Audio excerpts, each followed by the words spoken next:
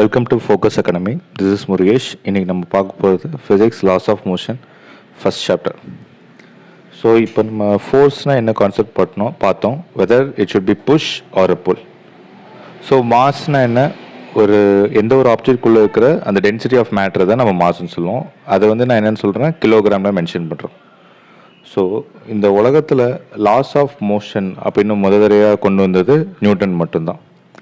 So நியூட்டனோட first law of motion பார்த்தீங்கன்னா, எந்த ஒரு ஆப்ஜெக்டும் ஒன்று ரெஸ்ட்டில் இருக்கும், இல்லைனா மோஷனில் இருக்கும்.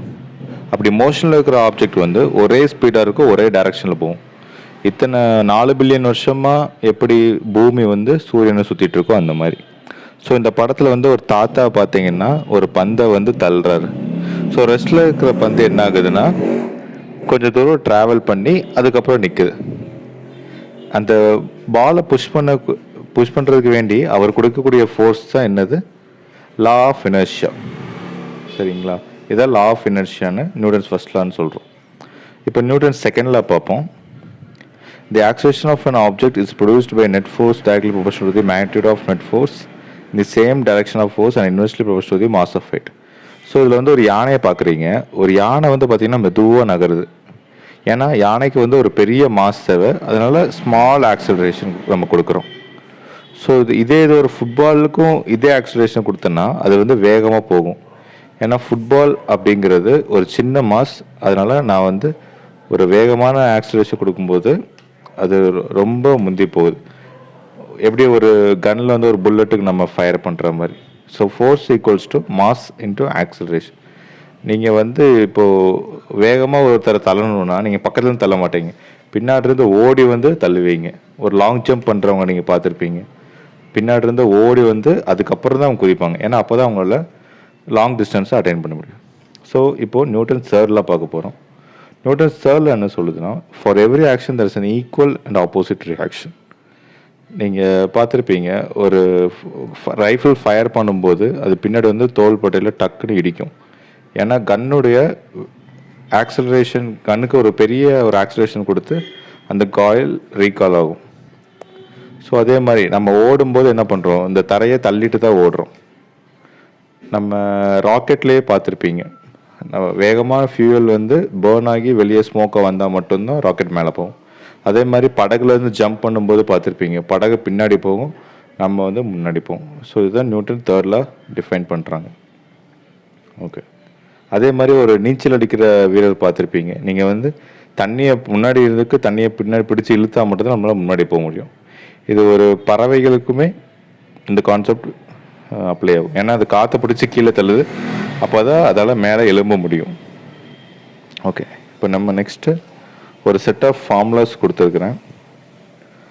So linear momentum, forces acting in same direction, force acting in opposite direction, இதெல்லாமே உங்களுடைய ப்ராப்ளம்ஸ்க்கு வரக்கூடியது. இப்போது இதில் நியூட்டன்ஸ் லா ஆஃப் கிராவிடேஷன் ஒரு பிரின்சிபல் இருக்குது. அது எப்படின்னு பார்த்தீங்கன்னா, எந்த ஒரு ஆப்ஜெக்டும் இன்னொரு ஆப்ஜெக்டை அட்ராக்ட் பண்ணும். ஸோ இதுதான் யூனிவர்சல் லா ஆஃப் கிராவிடேஷன்னு சொல்கிறாங்க. எப்படி நம்மளுடைய பூமி சூரியன் சுற்றி வந்துட்டுருக்குறோம், எப்படி நிலா நம்மளை சூரியன் சுற்றி வந்துட்டுருக்கோம், அந்த மாதிரி இந்த பூமியில் இருக்கிற எல்லா ஆப்ஜெக்டும் நம்ம பூமியோட அட்ராக்ட் ஆகிட்டு தான் இருக்கும். நீங்கள் யோசிச்சிருப்பீங்க, ஏன் தண்ணி டேங்க்லாம் எல்லா வீட்லேயும் மாடியில் வச்சுருக்கிறாங்க, ஏன் கீழே இல்லைன்னு சொல்லி.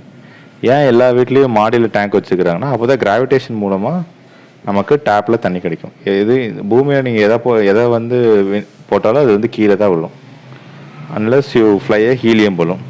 ஏன்னா ஹீலியம் பலூனுக்கு ஏரோட டென்சிட்டி கம்மிங்கிறதுனால அது பறக்குது. ஓகே, ஸோ அவர் கண்டுபிடிச்ச ஃபார்முலா என்னென்னா, force equal to gravity into m1 into m2 divide by R square. அந்த ஜி தான் என்னன்னு சொல்கிறாரு, அவரோட கிராவிடேஷனல் கான்ஸ்டன்ட் கண்டுபிடிச்சிருக்காரு. அந்த ஜியோட கான்ஸ்டன்ட் நம்பர் என்னன்னா 6.674 into 10⁻⁻11 newton metre square kilogram. Okay, next acceleration due to gravity பார்க்க போகிறோம். ஸோ பூமியோட மேல் பகுதியிலேருந்து நீங்கள் எந்த ஒரு ஆப்ஜெக்டை. Okay friends, welcome back to focus academy. இப்போ நம்ம ஆக்சலரேஷன் டியூ டு கிராவிட்டி என்னென்னு பார்க்க போகிறோம். இப்போது இப்படி ஞாபகம் வச்சுக்கோங்க, ஒருத்தன் படுத்துட்டு எச்சியை நான் மேல் நோக்கி துப்புறேன். இப்போ என்ன ஆகும், எச்சு திருப்பி நம்ம மூஞ்சி மேலேயே வந்து விழும். ஸோ அதே மாதிரி தான் எந்த ஒரு ஆப்ஜெக்ட் நீங்கள் மேலே த்ரோ பண்ணாலும் ஒரு பர்டிகுலர் பாயிண்ட் மேலே எழும்பாது, அது கீழே விழுந்துடும்.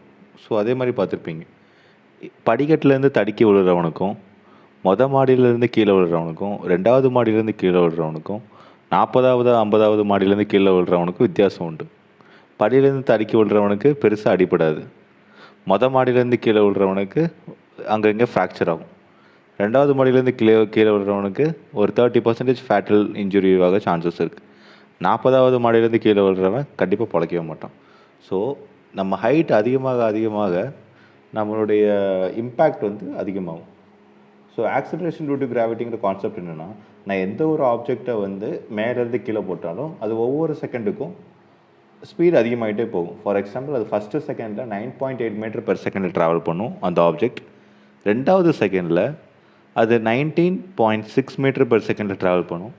3வது செகண்டில் அது 29.6 மீட்டர் பெர் செகண்ட் ட்ராவல் பண்ணும்.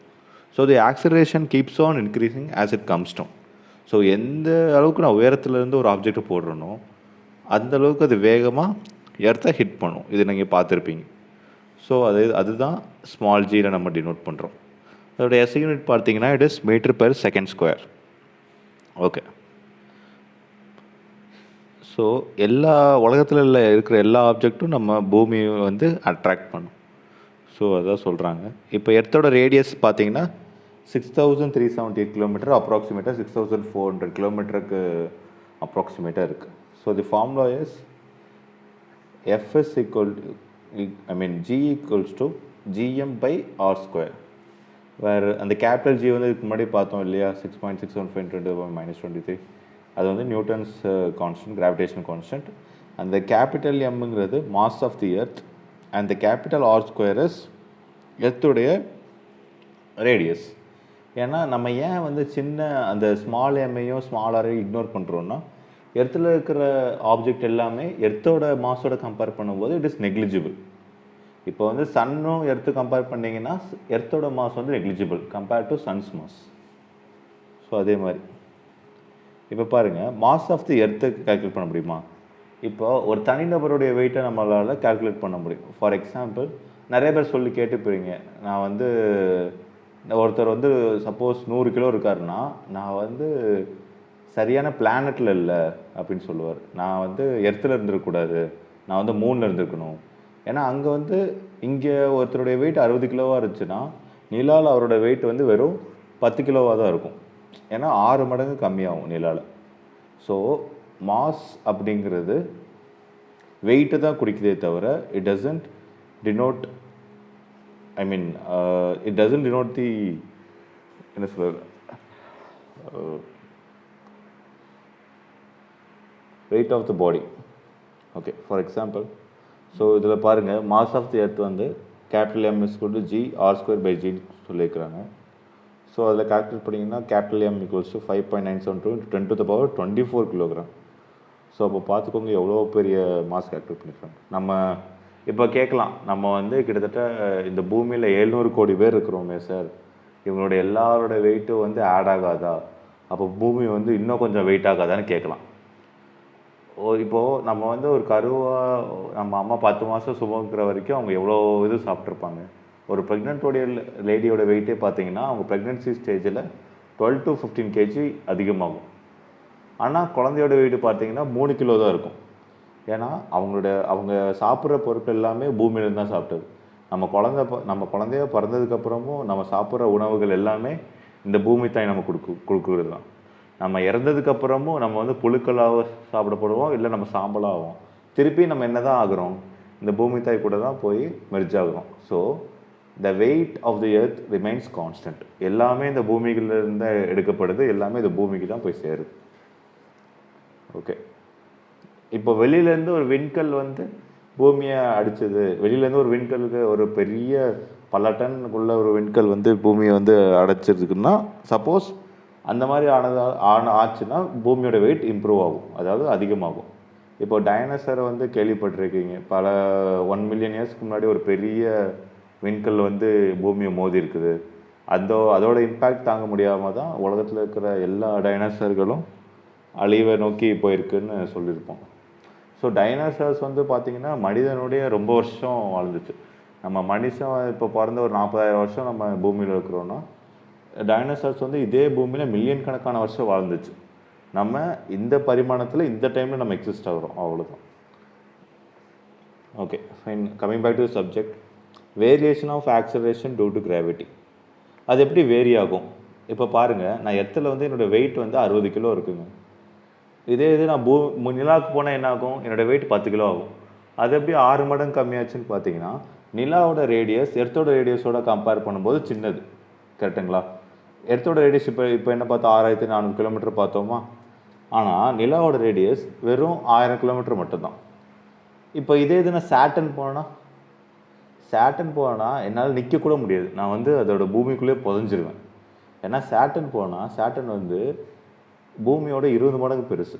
ஸோ நான் இங்கே 60 கிலோ இருக்கிறவன் அங்கே போனால் 1200 கிலோ இருப்பேன். ஸோ அந்தளவுக்கு கிராவிட்டி புல் அதிகமாக இருக்கும். சேட்டனில் போயிட்டு ஒரு நம்மளால் பேராஷூட் கூட போட்டு இறங்க முடியாது. அதுக்குள்ளே அந்த கிராவிட்டி நம்மளை கீழே எடுத்துரும். ஓகே, ஸோ இதெல்லாம் ஒரு அடிஷ்னல் ஃபேக்ட்ஸ் தான். ஓகே, ஸோ இப்போது எங்கே வந்து கிராவிடேஷனல் ஃபோர்ஸ் அதிகமாக இருக்குன்னு கேட்டிருக்கிறாங்க. நீங்கள் ஒலிம்பிக்ஸில் பார்த்துருப்பீங்க. அதாவது ஈக்குவேட்டர் இருக்குது இல்லைங்களா, நம்ம ஈக்குவேட்டர், அதாவது எர்த்தோடைய சென்டர் லைனில் தான் உங்களுக்கு வந்து கிராவிடேஷன் மேக்ஸிமமாக இருக்கும். போலார் ரீஜன்ஸில் கம்மியாக இருக்கும். அதனால தான் ஒலிம்பிக்ஸ் வந்து பார்த்திங்கன்னா ஆர்டிக் ரீஜனில் கண்டக்ட் பண்ண மாட்டாங்க. மேக்ஸிமம் லண்டன் பக்கத்துலேயே கண்டக்ட் பண்ண மாட்டாங்க, ரஷ்யாலையும் கண்டக்ட் பண்ண மாட்டாங்க. ஏன்னா இந்த கண்டத்துலலாம் என்ன ஆகும்னா கிராவிடேஷனல் ஃபோர்ஸ் கம்மியாக இருக்கும். அப்போ அங்கே இருக்க அத்லெட்ஸ்லாம் ஈஸியாக ரெக்கார்டை உடைப்பாங்க. ஃபார் எக்ஸாம்பிள் ஹை ஜம்ப் பண்ணுறவங்களா இருக்கட்டும், லாங் ஜம்ப் பண்ணுறவங்களா இருக்கட்டும், அவங்க போலார் ரீஜனில் ஜம்ப் பண்ணுறதுக்கு ஈக்குவேட்டர் ரீஜனில் ஜம்ப் பண்ணுறதுக்கு வித்தியாசம் இருக்கும். இப்போ சப்போஸ் ஒரு ஈக்குவேட்டர் ரீஜனில் வந்து ஒரு அத்லெட் வந்து 170 சென்டிமீட்டர் குதிக்காருன்னா, போலார் ரீஜனில் 170 தாண்டி இப்போ எக்ஸ்ட்ரா ஒரு 10 சென்டிமீட்டர் குதிப்பார். ஏன்னா அங்கே வந்து கிராவிடேஷனல் புல் கம்மியாக இருக்குது. இது எப்படி மாறுது அப்படின்னு கேட்டிங்கன்னா, நம்மளுடைய போலார் ரேடியஸும் ஈக்குவேட்டர் ரேடியஸும் கம்பேர் பண்ணிங்கன்னா போலார் ரேடியஸ் சின்னது, எர்த்துடைய போலார் ரேடியஸ் சின்னது. எர்த்து வந்து சரியான சர்க்கிள் கிடையாது, அது வந்து ஓவல் ஷேப்பில் இருக்கும். நம்ம பூமி வந்து சர்க்கிள், அது வந்து பூமி பந்துனே சொல்லிட்டாங்க. அது கரெக்டான பந்தே கிடையாது, ஓவல் ஷேப்பில் இருக்கும். ஒரு முட்டையோட ஷேப் மாதிரியே இருக்கும். Okay, so okay, next, when you move to higher altitude from the surface of the earth, the value of g reduces. So நான் மேலே போக போக என்னுடைய அந்த ஆக்சலரேஷன் டு கிராவிட்டி வந்து கம்மியாகும். ஓகே, ஸோ இப்போ என்ன பார்த்தோம், வெயிட்டுடைய ஃபார்முலா பார்க்குறோம். That is gravitational force into mass. Okay, இப்போ வந்து நான் எவ்வளோ வெயிட் வந்து எக்ஸெப்ட் பண்ணுறேன் அப்படின்னு நம்ம ஊரில் வந்து நம்ம எல்லாருமே அவன் வெயிட் என்ன தான் கேட்பாங்க. நம்ம வெயிட்டு நான் இத்தனை கிலோ, நான் வந்து 100 கிலோ, நான் 50 கிலோ அப்படின்னு சொல்லி பழகிருப்போம். ஆனால் அப்படி சொல்லக்கூடாது. உங்களுடைய வெயிட் என்ன அப்படின்னு கேட்டால் நீங்கள் வந்து நியூட்டன்னு சொல்லணும். ஃபார் எக்ஸாம்பிள் ஒரு 100 கிலோ ஒருத்தர் இருக்காருன்னா அவருடைய உண்மையான வெயிட் வந்து 988 டன்னாக தான் இருக்கும், ஆர் 980 டன்ஸாக மட்டும்தான் இருக்கும். 980 நியூட்டன்ஸ் மட்டும்தான் இருக்கும். ஏன்னா வெயிட் வந்து நம்ம நியூட்டன்ஸ் தான் மெஷர் பண்ணுறோம், மாஸ் மட்டும் தான் நம்ம கிலோகிராமில் மெஷர் பண்ணுறோம். ஸோ எப்போதுமே உங்களுடைய ஃப்ரெண்ட்ஸையோ இல்லை அடுத்து உங்களுடைய கலீக்ஸை கேட்கும்போது நீங்கள் என்ன பண்ணுறீங்க, உங்களோட வெயிட் என்னன்னு கேட்காதீங்க, உங்களுடைய மாஸ் என்னன்னு கேளுங்க. அப்போ தான் ஒரு கிலோகிராமில் கரெக்டாக கால்குலேட் பண்ணி சொல்லுவார். Okay, next apparent weight. So apparent weight is something that changes with respect to the position of earth. Okay, இப்போ வந்து நீங்கள் எல்லாம் ரோலர் கோஸ்டர் ரைட் போயிருப்பீங்க. ஸோ ரோலர் கோஸ்டர் ரைடாக இருக்கட்டும், இல்லை வந்து வேகமாக லிஃப்ட்டில் மேலே ஏறி இறங்கும் போதும் நீங்கள் ஒரு ஜெர்க் ஃபீல் பண்ணியிருப்பீங்க. இப்போ சப்போஸ் நான் வந்து ஒரு வெயிங் மிஷின் எடுத்துகிட்டு போயிட்டேன் சார், வெயிங் மிஷின் எடுத்துகிட்டு போய் நான் லிஃப்ட்டில் வச்சுருக்கேன். லிஃப்ட்டில் வச்சு இப்போ வந்து நான் என்னுடைய வெயிட் பார்க்குறேன், நான் கரெக்டாக 100 kg இருக்கேன். நான் லிஃப்ட்டு ஒரு 10வது மாடி போக சொல்லிட்டு நான் திருப்பி லிஃப்ட்டு மேலே ஏறினேன்னா என்னோடய வெயிட் அதிகமாக தான் வரும். ஏன்னா அந்த லிஃப்ட் வந்து என்னை இழுத்துட்டு மேலே போகிறதால என்னுடைய வெயிட்டு ஆட் ஆகும், அந்த லிஃப்டோட ஆக்சிலரேஷன் ஆட் ஆகும். ஸோ என்னுடைய வெயிட் ஆட்டோமேட்டிக்காக இன்க்ரீஸ் ஆகும். இதே லிஃப்ட் வந்து கீழே போச்சுன்னா அது என்ன ஆகும்னா it escapes from the weight. அப்போ என்ன ஆகும்னா என்னோட 100 kg இருக்கிற வெயிட்டு கொஞ்சமாக கம்மியாகி ஒரு 95 kg ரீடிங் அந்த மாதிரி காமிக்கும். ஓகே, ஸோ அதே மாதிரி நீங்கள் வெயிட்லெஸ்னஸ் எக்ஸ்பீரியன்ஸ் பண்ணிப்பீங்க. ஒரு ஸ்கை டைவிங் பண்ணும்போதோ இல்லை ஒரு ரோலர் கோஸ்டரில் போகும்போதோ you will be experiencing the weightlessness. Okay, so next இப்போ வெயிட்லெஸ்னஸை ஃபஸ்ட் ஆனர்ஸ்னு சொல்கிறாங்க. ஆக்சுவலாக அங்கே வந்து வெயிட்லெஸ்னஸ் கிடையாது, அவங்க வந்து ஃப்ளோட் ஆகவே கிடையாது. ஆஸ்ட்ரோனட்ஸ்லாம் பார்த்துருப்பீங்க நீங்கள், விண்வெளி வீரர்கள்லாம் பார்த்தீங்கன்னா இமேஜில் எல்லாருமே பறக்கிற மாதிரியே இருக்கும். அவங்க யாருமே பறக்கலை, அவங்க வந்து எர்த்து நோக்கி ஃப்ரீயாக ஃபால் ஆகுறாங்க. ஏன்னா ஆர்பிட்டல் வெலாசிட்டின்னு ஒரு கான்செப்ட் வந்து நீங்கள் 11th ஸ்டாண்டர்ட் படிப்பீங்க. எர்த்து மூவ் ஆகும்போது எர்த்தை சுற்றி இருக்கிற எல்லா பார்ட்டிகிள்ஸும் மூவ் ஆகும்.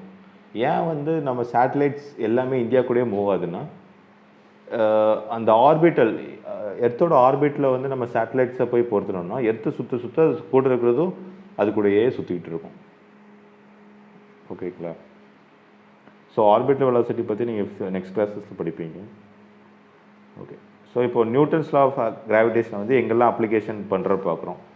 ஸோ நம்ம வந்து mass of the earth calculate பண்ணுறதுக்கு, radius of the earth calculate பண்ணுறதுக்கு, இந்த விண்வெளி பால் அண்டவெளியில் இருக்கிற எல்லா பிளானட்டுடைய ரேடியஸ் மாஸ் கால்குலேட் பண்ணுறதுக்கு நம்ம அதை ஹெல்ப் பண்ணுறோம். அப்புறம் புதுசாக ஒரு ஸ்டார் கண்டுபிடிக்கிறாங்க, பிளானட் கண்டுபிடிக்கிறாங்க, அதுக்கும் நம்ம கிராவிடேஷனை யூஸ் பண்ணி தான் நம்ம கண்டுபிடிக்கிறோம். திடீர்னு வந்து ஒரு புதுசாக ஒரு ஸ்டார் வந்திருக்கு, அது எல்லாத்தையும் நம்ம கால்குலேட் பண்ணுறோம். அதே மாதிரி ஜியோட்ராபிசம்னு ஒரு கான்செப்ட் இருக்குது, அதாவது ஜெர்மினேஷன் ஆஃப் ஃப்ரூட்ஸ். எப்போதுமே ஒரு விதை விதைச்ச உடனே அதுலேருந்து வேர் எப்போதுமே எங்கே போகும்னு பார்த்தீங்கன்னா ரூட் நோக்கி தான் போகும். அது வேர் வந்து மண் நோக்கி போகும், அதோட முளை கட்டுற அந்த ஸ்டெம் வந்து or the bud will go opposite to geotropism, கிராவிடேஷனுக்கு எதிராக வளரும்.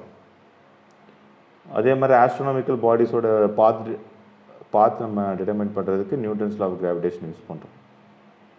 Next, to calculate the velocity of a moving body.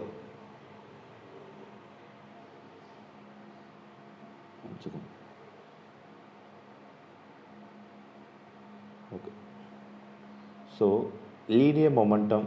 So linear momentum வந்து பார்த்துருப்பீங்க, it is mass into velocity. Okay, இதோட நம்ம சாப்டரை முடிக்கிறோம். இந்த பாயிண்ட்ஸ் ரிமெம்பர் பார்த்துக்கோங்க. எப்போதுமே மெக்கானிக்ஸ் வந்து ஸ்டாட்டிக்ஸ் அண்ட் டைனமிக்ஸ்னு ரெண்டாக பிரிப்பாங்க. ஸோ அதான் சொல்கிறாங்க. ஸோ அதே மாதிரி ஒரு ability of body to maintain its state, இனர்ஷியான்னு ஒரு கான்செப்ட் பார்த்துருப்பீங்க. அதாவது that is Newton's first law of motion. எந்த பாடியும் ஸ்டேட் ஆஃப் ரெஸ்ட்டில் தான் இருக்கும். ஸோ அதே மாதிரி SI unit of forces newton. Okay, impulse எல்லாமே இதில் இந்த க்ளாசரி, இந்த பாயிண்ட்ஸ் ரிமெம்பர்லாம் ஒரு ரீட் விட்டுக்கோங்க. தேங்க்யூ, தேங்க்ஸ் ஃபார் வாட்சிங். Subscribe to our channel.